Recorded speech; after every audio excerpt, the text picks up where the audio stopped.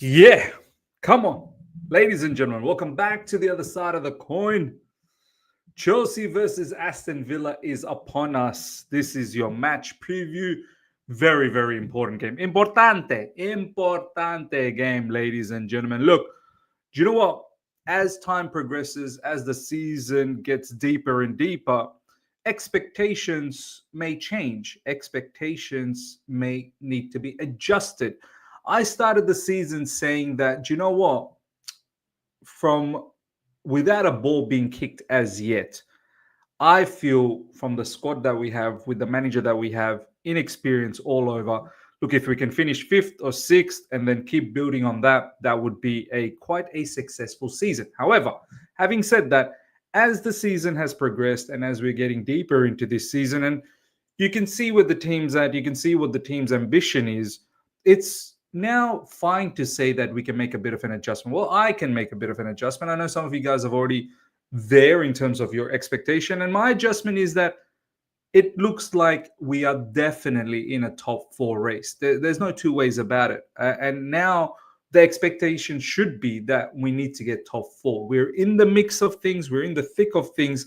We need to make top four for multitude of reasons, giving belief to the fan base again, where we belong, which is in the Champions League, giving belief to the players, manager getting belief as well, owners, directors. In terms of sponsorships as well, we don't have a front of shirt sponsor at the moment. And one of the biggest issues is the fact that we're not in the Champions League. There is that deal with, I believe, Jordan. There's a collaboration between Jordan, Air Jordan. And that also lies on our ability to get Champions League football. So this fixture against Aston Villa, a team that is a direct rival, for top four position, there is only one way to look at it, which is it's a must win. We have to win. This weekend, there's been some pretty, barnstorming results. All teams out there going out there scoring a lot of goals. Arsenal obviously taking care of West Ham. They have gone ahead of us. Brighton with the draw against Southampton, they're ahead of us. I believe we've found ourselves in fifth or sixth position. Man City, Liverpool to come. We could leapfrog Man City. Man City could potentially be fifth or sixth as well by the end of the weekend. Aston Villa are just behind us. I'm pretty sure similar points or maybe a point behind. Spurs are not that far behind as well. This is a crunch game, man. At Stamford Bridge, this is an absolute crunch game. I know a lot of people will say, Miz, we've beaten Brighton before, we've beaten Newcastle, we've beaten big teams. You can't come here and say we don't do well against the big teams. Now, I'm talking about where teams that are directly rivaling us in the top four race. Aston Villa is one of them. Yeah, you can say Newcastle is definitely one of them. Brighton, look, let's be honest. I know they're doing well, but they're not really a top four team.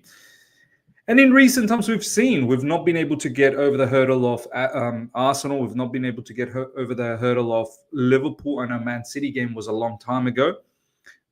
Wish we played Man City now. Aston Villa is of that caliber, I'd say.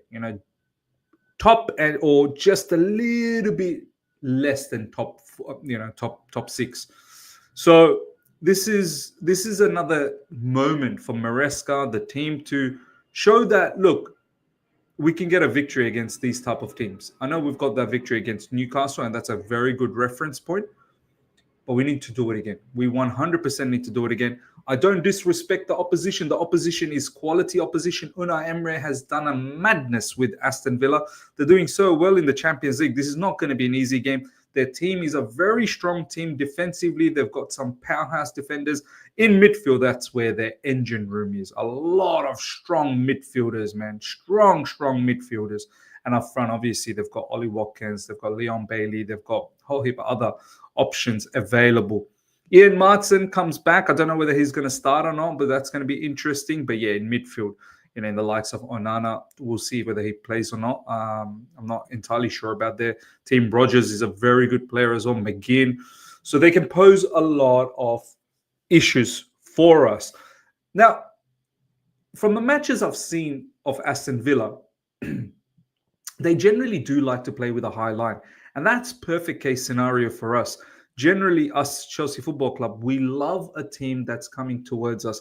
If you guys remember Newcastle at Stamford Bridge, I don't know what happened to them. They came, very, very strong, pressing with intensity and trying to catch us with our build up, and they got done magnificently. And this is what we do. We've got a strong build up, and if you press us, we can get space in behind with the likes of Pedro Neto, with the likes of Cole Palmer, finding those passes, Nicholas Jackson, even Noni Madueke. So look, I expect them to still have that high line unless Unai Emery kind of sets up a pragmatic approach that and respects us to the point that let's not do that against them. Let's do what Liverpool did. Let's do what Man United did, in the sense, let's hold back a little bit, sort of mid-block, and let's see what Chelsea has to offer. And that's where I wouldn't say we struggle. We still create chances, but it does nullify our game a little bit. So we'll see what happens. But this game, there's no two ways about it. We need to win. We need to win. We need to be in the hunting pack, or else you could be down in those 6 to 7 paces very, very quick. And as I said, if we are now adjusting our expectation that we're in a top 4 battle, which we should be, then we need to win. These are the big games that we need to win. One of the news that I want to share with you guys is, I'm not going to show it on the screen, Enzo Maresca coming out publicly and stating that we're not in a title race. He's made it categorically evident. And look, I agree with him, man. I don't want to think about any title race conversation as yet. I know there's a lot of pundits out there that are putting us in a title race conversation. You see how Arsenal's moving all of a sudden, putting aside team 5s, Sporting Lisbon 5. I know that's not in the Premier League, but still, it's an important result for them in the Champions League. Sporting Lisbon, no mug. 5 against West Ham as well. Odegaard is back and they're clicking again. Saka is scoring a lot of goals and assisting goals as well. So, they could potentially go on a run. If you're going to challenge for the title, you need teams that are going to be able to put on 10, 11, 12 games winning run. That's how you challenge for the title. Look at what Liverpool are doing, man. They're in a different level. So look, I don't want to talk about this title challenge conversations. I want to focus on top 4. Let Liverpool and Arsenal fight things out. Look, by chance, if we ever find ourselves in a situation by the end of December or by the end of January where we in a close proximity to whoever's on top, then we can think about title run. Right now, let's focus on the business. So I agree with what Enzo Maresca is saying as well in terms of, title races. I don't think that's on. All right, let's get in on my team selection, ladies and gentlemen. This is what I'm going to do. This is how I'm going to set up. 4-2-3-1. But of course, you're going to have one of the fullbacks in those half spaces. So bear that in mind. All right. In goalkeeper, look, I know Jurgensen deserves an opportunity, but I think Robert Sanchez probably gets one more chance. He screws up here. I think the verdict will be on him that he needs to probably get demoted to the Conference League and the cup matches, and then Jurgensen needs to come in as the number 1 goalkeeper. But for now, Sanchez. Look, Sanchez, this is it, mate. This is it for you. It's do or die. If you die, then it's over. And if you feel the pressure and you want to, and this starts your consistency because Jurgensen is on your neck, and that's great. But we shall see what happens. All right. In the left-back position, I'm going to go with my man, Cucurella, one of the best Chelsea players at the moment. In the middle, Colwell. The A team comes back. I need Levi Colwell to once again be the boss. Do not allow any Aston Villa players to have a sniff of an opportunity against us. Fofana had a monster game against Leicester. Hopefully that's the turning point for him, that he can start dropping some of these monster performances. I want Colwell and Fofana to become a formidable force along with Cucurella. And on the right side, we're going to go with Malo Gusto. He's back to training. And Malo Gusto, ladies and gentlemen, will be the one that will bomb up in those half spaces and will take those positions. In the back, we'll have a back three of Cucurella, Colwell, and Fofana playing RCB. Fofana, that's where he thrives. as a RCB, and Colwell thrives in the CCB position, and Kukurea can most like, he's very, very confident in playing in that LCB position, or even sort of coming into that midfield area. He can defend in wide zones. Kukurea is a fantastic footballer, and as I said, he's one of the best players we have right now. So I'm not even entertaining one bit of bad boy Badiashile Benoit or anyone else. So Kukurea for me comes back. Need his leadership on the field. Need his high octane type of football that he plays. Need all of that, because it all rubs off on the players in midfield. Look, it's going to be very difficult. How do you drop Enzo Fernandez after a brilliant game against Leicester? But this is a game where their midfield is a strong, robust, physical midfield. And this is where I can't take any chances, man. Lavia has to return back. And I know Romeo Lavia hasn't been that great in recent times, but his physicality, his ability to cover ground is just essential. I don't want to take any chances. And look, by all means, Enzo Fernandez can come off the bench and still put on a fantastic show for us, put on a bit of an effort for us later on in the game. And don't forget, we've got a midweek game next week against Southampton, where I fully expect Enzo Fernandez to start that game. So that will be my midfield. On the left side, I'm going with Pedro Neto. He's back in training, so he should be able to start immediately. In the middle, I'm going with Cole Palmer. He's our main player, and I need him to put an imprint. I need this brother to put a huge mark on this game, and he hasn't been scoring, assisting in recent times.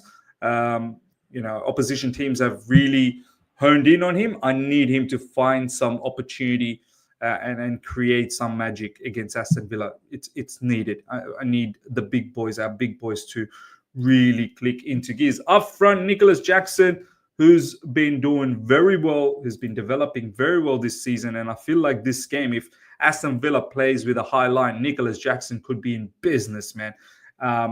And I hope he's hungry. I hope he's looking at this fixture and going, do you know what? You're at Stamford Bridge, Aston Villa. You're going to get it. You're going to get it. I hope Nicholas Jackson, I feel that his attitude is changing at Chelsea Football Club. He's becoming a more mature footballer, and he's doing the bits. And on the right side, I know a lot of people will hate this, but once again, look, Madueke starts for me purely because the work rate, man. The work rate is something that cannot be substituted. I know a lot of people might say Pedro Neto on the right, Sancho on the left, but this is a game where all of these players you see right in front of you, off the ball work rate, they're immense. And this is a team where I don't want to have any player that's going to feel that they need that luxury where they can't work off the ball. So look, Sancho, Mudryk, and all the other players that didn't make it to this lineup, Felix, although has been showing some immense off the ball work rate recently, but he can come off the bench, no problems, and Kunku as well. But this is the team I'm going with. I need players that are going to run.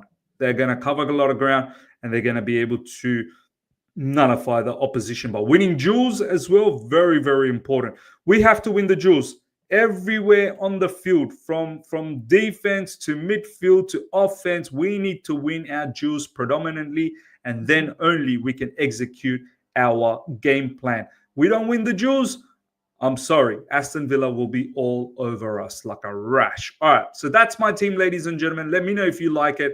I am going with a score prediction of Chelsea to win 2-1, and this will be fantastic. I'm confident we can do the job. I am very, very confident that we can win against Aston Villa. Aston Villa's form in the Premier League hasn't been that great in recent times, so I'm confident we can do the trick. It's now just a matter of go out there and actually do business, take care of business this weekend, and really put out a statement out there that we are definitely going for the top 4 position. We are not messing about. Let's see what Chelsea's are made of this weekend. I think this is going to be an interesting test once again. Ladies and gentlemen, let me know your thoughts about everything on this match. Let me know your score prediction. Let me know your lineup. Do you agree with my lineup? What would you do? Do you keep the same thing? Do you change anything? If you do change, What do you change? Let me know in the comment section. Smash the like button. If you're here for the first time, subscribe. Hit the bell notification to stay in touch with all my content. I shall see you guys for the watch along. Until next time, take care. See ya.